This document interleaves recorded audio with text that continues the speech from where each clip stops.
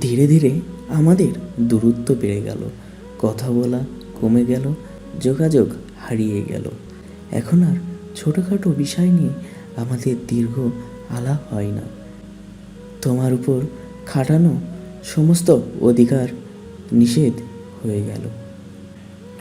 যেন তুমি নিঃশব্দ কোনো বই, যে বইয়ের অধিকার অগ্রাধিকার সব কিছুই তোমার কাছে। তুমি ভুলে গেলে একদিন আমরা খুব পরিচিত ছিলাম। তবে তোমাকে জানিয়ে রাখি, যে মায়ায় শেকলে তোমাকে বাঁধতে পারিনি, সেই শেকলে আমি তোমার আজও বাঁধা।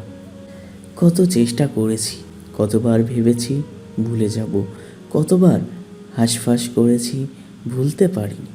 কারণ মানুষ যা ভুলতে চায় সে কখনোই ভুলতে পারে না।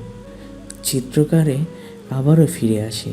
কখনো কখনো মন খারাপ নিয়ে অচেনা পথে একা হেঁটে গিয়েছি, যেন সবটুকু দুঃখ রাখতে পারিনি।